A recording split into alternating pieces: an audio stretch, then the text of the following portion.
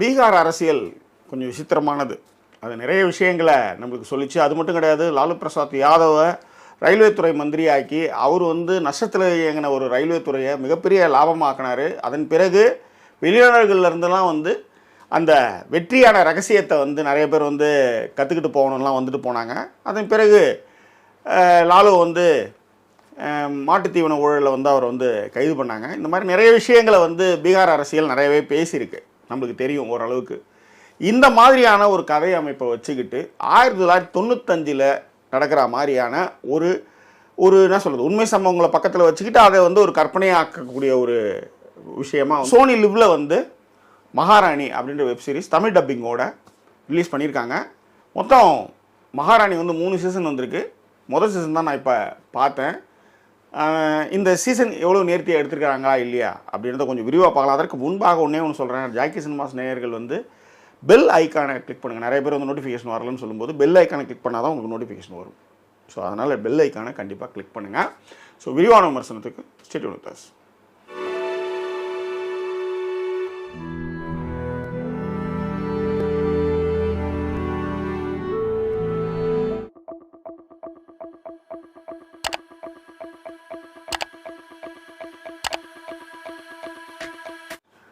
கரண் சர்மா அவருடைய இயக்கத்தில் ஹூமா குரோஷி முதன்மை கதாபாத்திரத்தில் நடித்து வெளியே வந்திருக்கக்கூடிய மகாராணி இது மே மாதம் 2021 சோனி லிவ்வில் டெலிகாஸ்ட் பண்ணாங்க.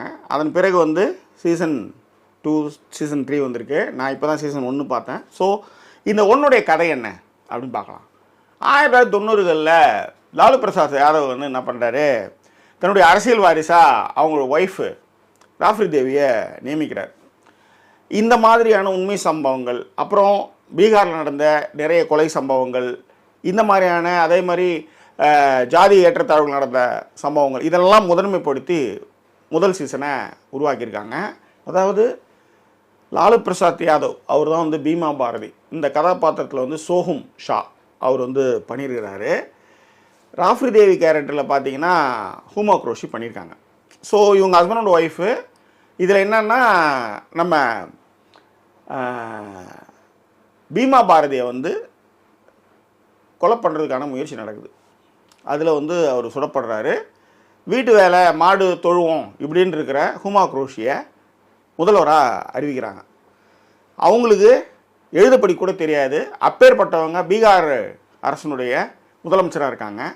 அவங்க ஆட்சி பொறுப்பேற்றதுக்கு பிறகு அவங்க சந்திக்கக்கூடிய சவால்கள் அப்படின்றது இந்த திரைப்படத்தினுடைய இந்த வெப் சீரிஸினுடைய கதையாக இருந்தாலும் கூட இது ரொம்ப அப்படியே அப்ரப்டாக உண்மை சம்பவங்களில் கொஞ்சம் கொஞ்சம் எடுத்துக்கிட்டு ஒரு சுவாரஸ்யமான கதையை பண்ணியிருக்காங்க அப்படின்றத நான் சொல்லுவேன். ஸோ இதில் கதாபாத்திரங்கள் பார்த்திங்கன்னா நான் ஹூமா குரோஷியை சொல்லுவேன்.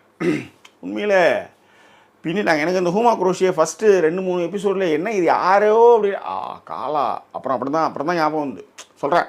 அது வரையும் எனக்கு அந்த மைண்ட்லேயே இல்லை. ஏன்னா அது வேறு மாதிரியான ஒரு இதுவாக இருந்தனால எனக்கு அது சரியாக இருக்கலாம். ஆனால் ஃபண்டாஸ்டிக்கான நடிப்பை வெளிப்படுத்தினாங்க. அதே மாதிரி பீமா பாரதி கேரக்டரில் சோஹும் ஷா உண்மையிலே சட்டிலாக, அதாவது என்ன ஒரு சில மனுஷங்க என்ன யோசிக்கிறாங்கன்னு நம்மளால் வெளியே சொல்லவே முடியாது. அப்படியான ஒரு கேரக்டரை நல்லா அழகாக பண்ணியிருந்தாரு.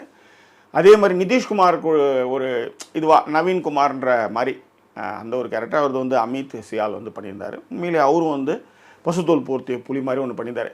அதாவது இந்த கதை, இதுக்கான திரைக்கதையாக்கம் இது எல்லாமே டெக்னிக்கலாகவே ரொம்ப சூப்பராக பண்ணியிருக்காங்க. காரணம் என்ன, இந்திய அரசியலை பச்சையாக சொல்கிற ஒரு வெப்சீரிஸ் கூட சொல்லலாம். அதுவும் எப்படியெல்லாம் இதில் தமிழ் டப்பிங்கில் ஏன் உங்கள் கவர்னர்ன்ற பேரை உச்சரிக்கலைன்னு எனக்கு தெரியல. யாருக்கு தமிழ் டப்பிங் டீம்னு தெரியல. கவர்னர்ன்ற பேரே வராது, கவர்னரே சொல்ல மாட்டாங்க, பேரை சொல்லுவாங்க. அங்கே அவன் சொல்லுவான் கவர்னர், அது கவர்னர்ன்றதே சொல்லவே மாட்டான். அது எதுக்குன்னே தெரியல எனக்கு. தமிழ் டப்பிங்கில் யாரும் விசுவாசமான ஆள் இருக்காங்க பொழுது. ஸோ ஒரு கவர்னர் என்ன மாதிரியான வேலைலாம் சித்துவெல்லாம் பண்ணுறான், அதே மாதிரி ஒரு சாமியார் பின்னாடி இவனுக்கு எப்படிலாம் மறைஞ்சிக்கிறானுங்க, இந்த பணத்திலேருந்து இந்த மாதிரி விஷயங்கள்லேருந்து இந்த ஆன்மீகம் எப்படிலாம் உள்ளுக்குள்ளே ரவுண்ட் அடிச்சிட்டு இருக்குது, அந்த மாதிரியான நிறைய விஷயங்களை இந்த வெப்சீரிஸ் பளிச்சுன்னு பச்சையாக பேசுது. இதில் யோக்கியன் அயோக்கியம் எல்லாருமே ஒரு கட்டத்தில் யார் கூட வேணாலும் கை கொத்துக்கிறாங்கன்ற மாதிரியான இந்த அரசியல் விளையாட்டுகள் மிக அற்புதமாகவே திரைக்கதையாக்கம் பண்ணியிருக்காங்க. உண்மையிலே அசத்திருக்காங்கன்னு தான் சொல்லுவேன் நான்.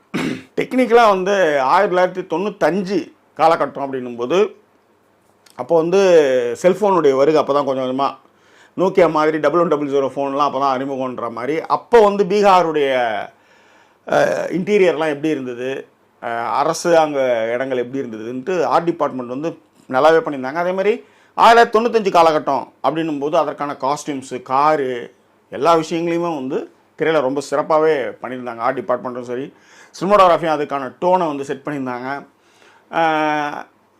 அதே மாதிரி டிவி, அந்த 95 என்ன மாதிரி டிவிலாம் வந்து அவங்க எப்படிலாம் ஒளிபரப்பு, எப்படிலாம் வந்து செய்திகள் வந்து ப்ராட்காஸ்ட்டில் போச்சு அப்படின்ற விஷயங்கள்லாம் ரொம்ப சிறப்பாகவே பண்ணியிருந்தாங்க.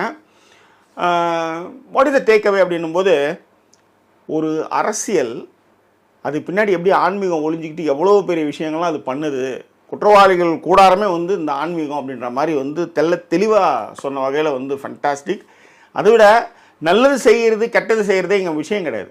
எனக்கு ஆட்சி அதிகாரத்துக்கு நான் என்ன வேணாலும் பண்ணுவேன்ற மாதிரியான மனிதர்களில் காமிச்சது தான் இந்த வெப் சீரிஸில் நான் பார்க்குற ஒரு விஷயம்.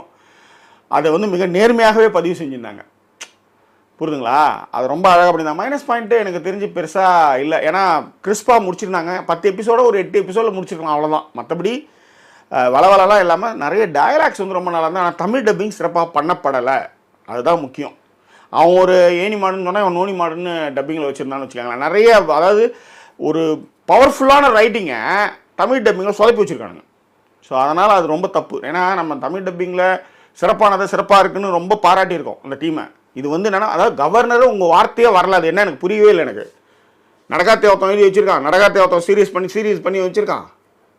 அந்த மாதிரி ஒரு சொதப்பலான ஒரு டீமை நான் பார்க்கவே கிடையாது. ஆனால் ரொம்ப அற்புதமான ஒரு வெப் சீரிஸ். இதை பார்த்து என்ஜாய் பண்ணுங்கள். ஹிந்தியில் பாருங்கள், சப்டைட்டிலோட பாருங்கள். இன்னும் உங்களுக்கு வந்து நிறைய விஷயங்கள் புரிபடும். So what is the conclusion rating அப்படின்னா 5க்கு 3.75. ஏன் சொல்கிறேன்னா, சமரசங்கள் இல்லாமல் ஒரு அரசியல் தொடர் எடுக்கிறது பெரிய விஷயம். அது மிக சிறப்பாக அவங்க பண்ணியிருக்காங்க. அதுக்காகவே அவங்களுக்கு நம்மளுடைய வாழ்த்துக்களையும் நன்றி நம்ம சொல்லணும். ஸோ கண்டிப்பாக இந்த வெப் சீரிஸை எல்லாருமே பார்க்கணும். அதற்கான மேக்கிங் வந்து ஃபேண்டாஸ்டிக்காக இருக்குது. ஸோ டீமுக்கு வந்து நம்மளுடைய வாழ்த்துக்களை சொல்லுவோம். வேறு என்ன உங்கள் கருத்துக்களை பின்னோடங்களை தெரியப்படுத்துங்க. சமீபத்தில் நீங்கள் பார்த்து வியந்த சீரீஸ் விஷயங்களை பின்னோடங்களை பகிர்ந்துக்காங்க. மீண்டும் வேறொரு எபிசோடில் உங்களை நான் சந்திக்கிறேன். அதுவரை நன்றி கூறி விடுவது உங்கள் ஜாக்கி சேகர். நன்றி, வணக்கம்.